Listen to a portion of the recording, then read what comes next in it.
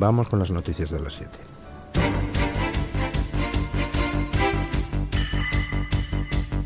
Luis del Pino es Radio Libertad.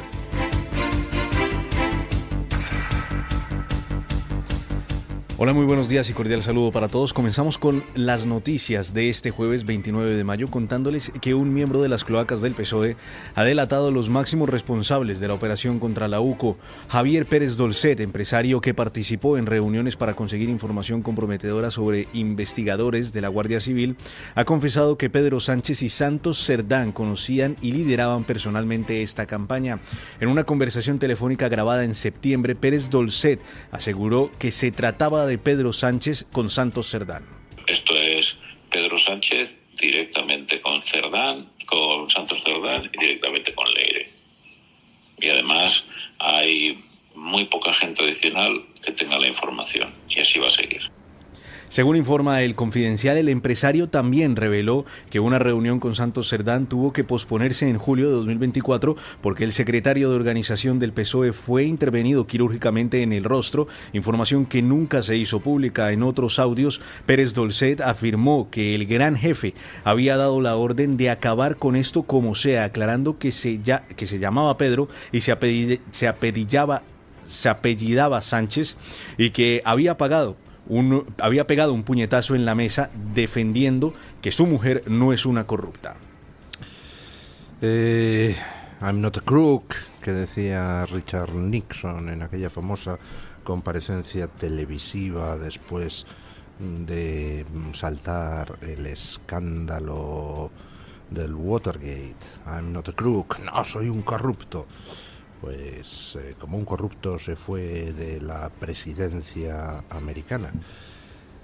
Bueno, pues habíamos visto en estos días cómo un terceto formado por una miembro del Partido Socialista a las órdenes de Cerdán, Leire Díez, un empresario, Javier Pérez Dolcet, y un abogado, Jacobo Teijelo, pues se dedicaban a contactar con presuntos criminales como el empresario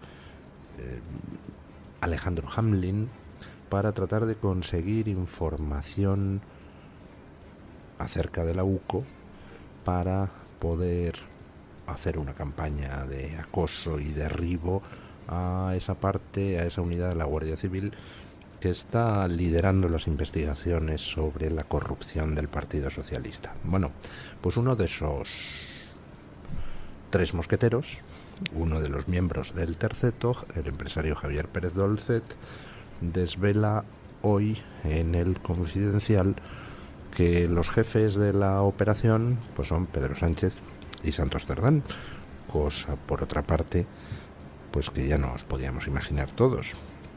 Y, por cierto, cosa que queda acreditada por otras informaciones que han ido saliendo estos días. Por ejemplo, las gestiones de Santos Cerdán cerca de determinados empresarios en su día acusados por la UCO para tratar también de recabar basura para ir contra el jefe de esa unidad.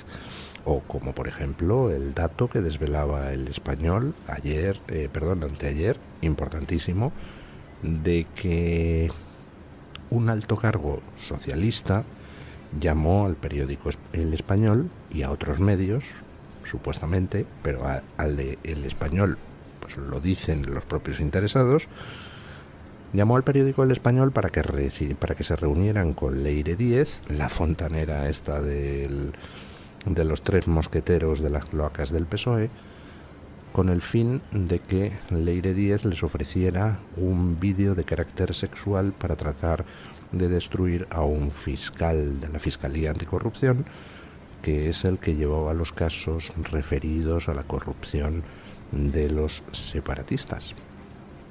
Es decir, tenemos ya constatado de dónde venían las órdenes. Si un alto cargo del Partido Socialista pide al periódico El Español que se reúna con Leire Díez, pues evidentemente no estamos hablando de alguien que actúe por su cuenta, no estamos hablando de una pequeña Nicolasa, como ha intentado el Partido Socialista filtrar a distintos medios sin éxito. Estamos hablando de alguien que trabajaba a las órdenes del Partido Socialista, con toda probabilidad a las órdenes directas de Santos Cerdán, y, como desvela el empresario Pérez Dolcet, pues por orden todo ello del número 1 de Pedro Sánchez. Que Leire 10 no es un verso suelto, pues se certifica también por otras vías. Se publicó hace ya 8 meses en Voz Populi que el PSOE había encargado a Leire 10 que empezara a buscar basura contra los periodistas y contra los jueces críticos. Nadie del PSOE salió a desmentirlo. Y por otro lado, desvelaba el director del Confidencial ayer cómo pues le hicieron una jugada bastante interesante a esta fontanera del PSOE, que parece que es bastante menos lista de lo que ella misma se creía. Desvelaba el director del Confidencial cómo les llama Leire 10 citándoles en la sede del PSOE, dentro de la sede. El director del Confidencial dijo que ni hablar, que no se reunían en casa del enemigo, y por tanto se citaron con Leire 10 en una cafetería cercana a la sede de Ferraz, pero tuvo la malicia del director del Confidencial de enviar a un fotógrafo a postarse delante de la sede de Ferraz. Y entonces, cuando se acercaba la hora de la reunión, pues el fotógrafo fotografió a Leire 10 saliendo de la sede de Ferraz hacia la reunión con los del Confidencial, y después fotografió a Leire 10 entrando en la sede de Ferraz después de celebrada la reunión con los del Confidencial. Vamos, que Leire 10 trabajaba por órdenes de Ferraz y además en Ferraz. Y bueno, pues si han escuchado ustedes algunos de los audios de las conversaciones grabadas a este terceto, a estos tres mosqueteros, pues comprobarán que Leire 10 ofrecía sin ningún tipo de rubor todo tipo de prebendas. Ofrecía pues trato de favor en la fiscalía, ofrecía seleccionar los fiscales que pudieran ayudar al empresario presuntamente corrupto a quitarse los problemas de encima, ofrecía intermediación con la Hacienda Foral de Navarra para resolver ciertos problemas con pagos a la Hacienda Foral que no habían sido satisfechos. Es decir, que actuaba prometiendo en nombre del gobierno. Una cuestión importante. El periódico El Español ha publicado que un alto cargo del PSOE llamó a El Español para que se reunieran con Leire 10. Me gustaría que El Español publicara el nombre de ese alto cargo socialista. Sería enormemente interesante. ¿Quién del PSOE llamó al periódico El Español para que recibieran a Leire 10 en esa reunión donde Leire 10 les ofreció pues un vídeo de carácter sexual para intentar destruir a un fiscal molesto? Bueno, no es la única información que hoy publican los medios sobre esta cloaca inmensa de corrupción en que se ha convertido el Partido Socialista. Tenemos a Pérez Dolcet señalando ya directamente a Sánchez y a Santos Cerdán como los máximos responsables de la operación de acoso y derribo contra la UCO. Pero es que siguen saliendo más datos de las cosas que pedía y que ofrecía esta cloaquera. Una cloaquera, bueno, la llaman fontanera, pero fontanera debe de ser de Pepe, Gotera y Otilio, porque era torpe hasta decir basta. O sea, la han grabado en todo. La han grabado su conversación con el empresario Alejandro Hamlin, que dice Aldama que fue una trampa que le tendieron al Partido Socialista y cayeron en la trampa. Pero es que le han grabado también a esta fontanera las reuniones que tuvo con un mando de la Guardia Civil imputado en la trama de Aldama, Koldo, Ábalos etcétera. Y ese mando de la Guardia Civil fue levantando acta de todo lo que ofrecía esta mujer. Aparte de que tenemos las imágenes de las reuniones, la grabaron también en eso. Dentro de esas reuniones, con ese mando imputado de la Guardia Civil, pues lo que pidió la fontanera del PSOE es que se hiciera callar a Aldama. Escuchen. La fontanera del PSOE, Leire Díez, pidió al comandante de la Guardia Civil, Rubén Villalba, que ayudara a silenciar a Víctor de Aldama para evitar que siguiera revelando información comprometedora. En las reuniones secretas de marzo, Díez expresó su profunda preocupación porque Aldama estaba contando tantas cosas que eso podría crear un problema sumamente grave. Según El Mundo, Díez le solicitó específicamente que utilizara su buena relación con Aldama para que no siga tirando de la cuerda y lograr que bajo ningún concepto puedan salir determinadas informaciones. A cambio, le prometió rehabilitación profesional dentro del cuerpo y una estrategia para anular su causa judicial. La militante socialista también reveló que ella misma había puesto los abogados de José Luis Ábalos y Koldo García y les marcaba la estrategia a seguir. Según las actas del encuentro, Díez daba por perdido a Ábalos y aseguró que acabará cayendo por el asunto de las mujeres, refiriéndose a la contratación de su expareja Jessica en empresas públicas. Bueno. Muchas cosas en esas actas levantadas por este mando imputado de la Guardia Civil acerca de sus reuniones con la fontanera torpe del PSOE. Le pidió que silenciara a Aldama, que hablara con Aldama para que dejara de largar. Le ofreció rehabilitarle en la Guardia Civil, hacer que la imputación contra él quedara en nada, e incluso le ofreció pues un ascenso. Y le dijo algo enormemente interesante, que ella ponía a los abogados a Ábalos y a Koldo, lo que viene a abundar en lo que ya les he dicho a ustedes siempre. Nunca han roto Ábalos y el PSOE. Todo ha sido una escenificación pues orquestada para tratar de alejar al Partido Socialista del chaparrón que estaba cayendo sobre Ábalos, pero nunca ha habido una ruptura. Y de hecho, pues dice esta Pepe Gotera y Otilio que ella pone los abogados a Ábalos y a Koldo, y le sugería al mando imputado de la Guardia Civil que renunciara a su abogado y que ella se encargaba de ponerle uno. Bueno, todo lo que está saliendo es enormemente escandaloso porque indica que el gobierno de la nación habría estado maniobrando para tratar de destruir a toda costa la reputación de una de las principales unidades de la Guardia Civil, la unidad contra el crimen organizado, y todo con el objetivo de dejar en nada las causas en las que están imputados por crimen organizado distintos miembros del Partido Socialista. Recuerden ustedes que en el auto donde se dicta la condición de investigado, es decir, imputado, de José Luis Ábalos, se le acusa, entre otros, del delito de integración en organización criminal. Bueno, Ábalos era el número 2 de Pedro Sánchez, el número 2 del Partido Socialista.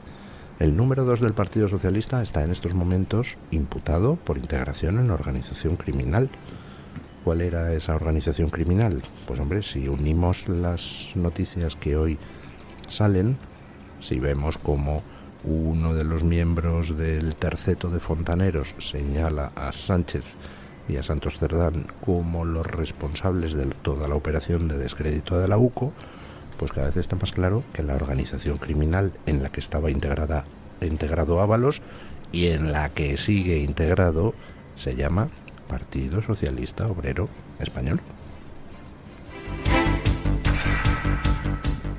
Logirail renovó el contrato de Claudia Montes, conocida como Miss Asturias, el mismo día que Koldo García se reunió con el entonces presidente de Renfe, Isaías Taboas.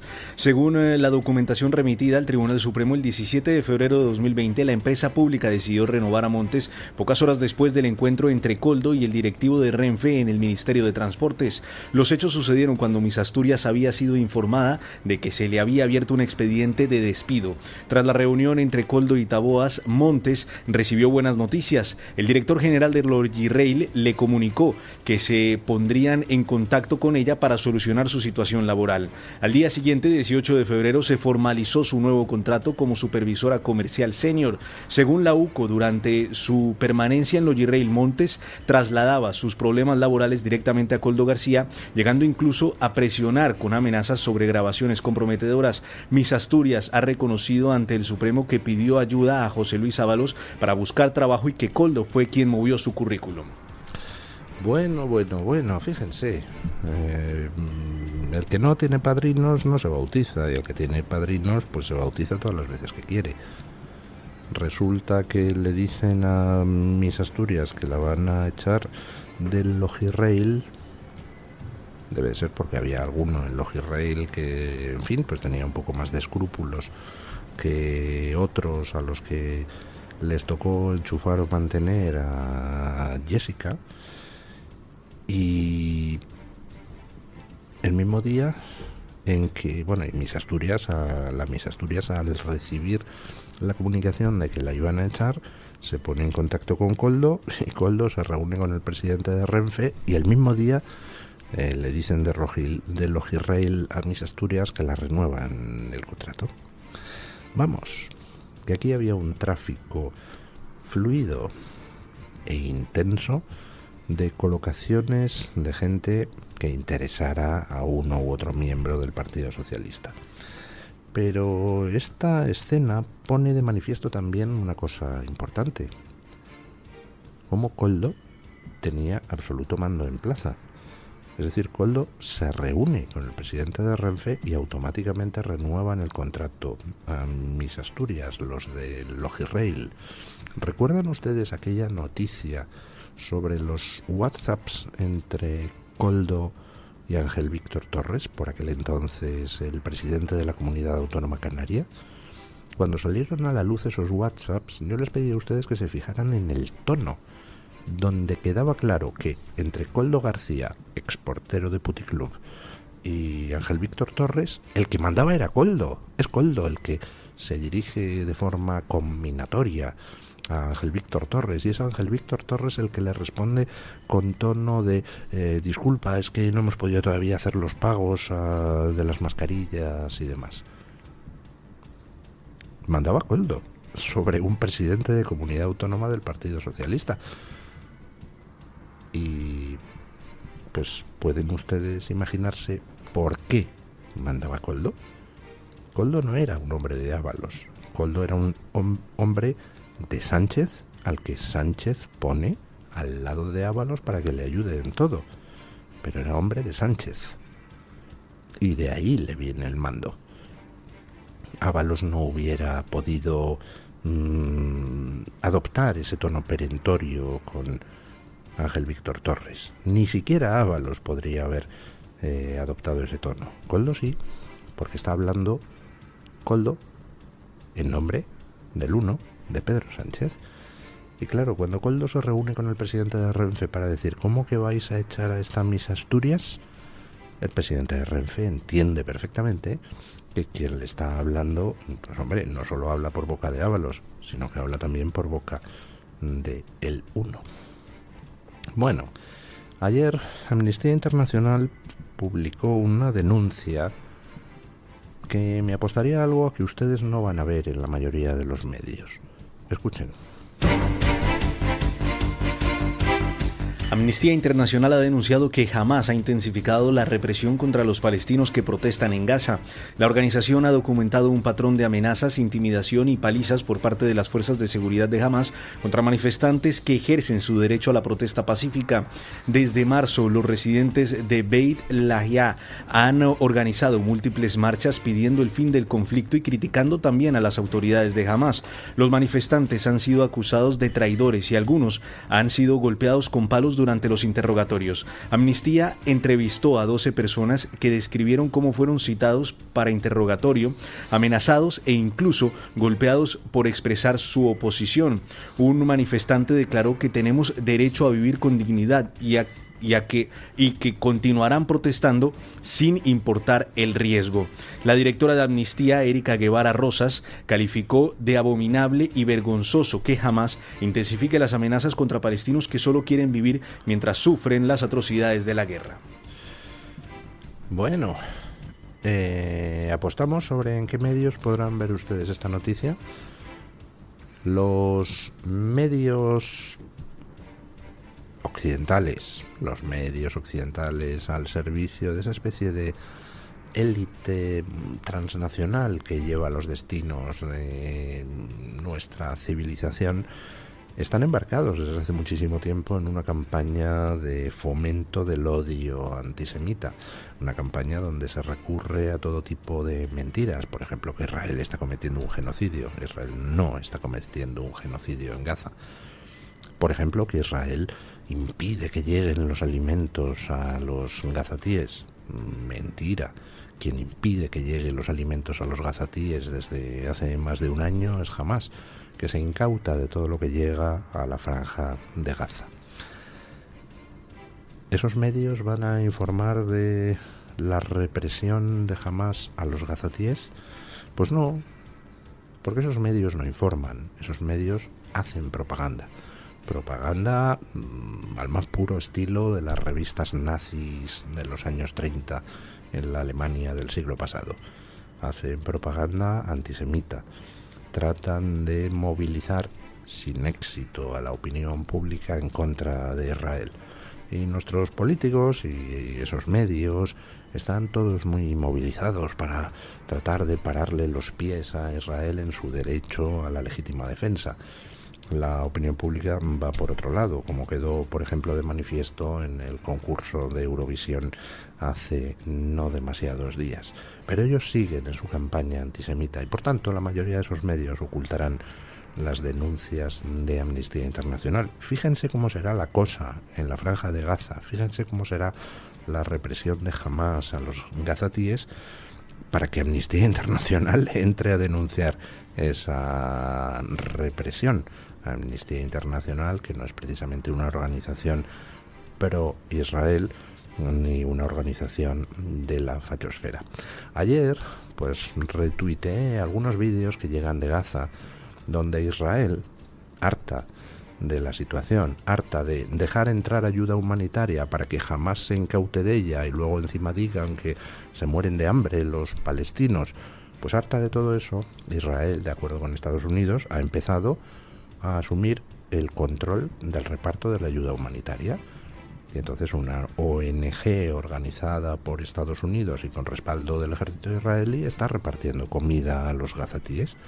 Es decir, jamás ya no se puede incautar de la ayuda humanitaria. Y ayer circulaban por internet, y me hice eco de ello, lo tienen ustedes en mi timeline, pues algunos vídeos con gazatíes que después de recoger la ayuda humanitaria que se les entrega, empezaban a dar vivas a Trump. Apostamos a que tampoco van a ver ustedes esas imágenes en ninguno de esos medios embarcados en una asquerosa campaña de difamación contra los judíos que nada tiene que envidiar a las técnicas de propaganda de Goebbels. ¿A que no lo van a ver ustedes en esos medios? Bueno, pues saquen sus propias conclusiones. Lo que hay contra Israel es una campaña ideológica feroz y demencial. Y déjenme que les ponga un ejemplo que llega desde una universidad americana, la Universidad de Duke. Un ejemplo de una profesora que exponía ayer una teoría sobre el pogromo del 7 de octubre. Escuchen.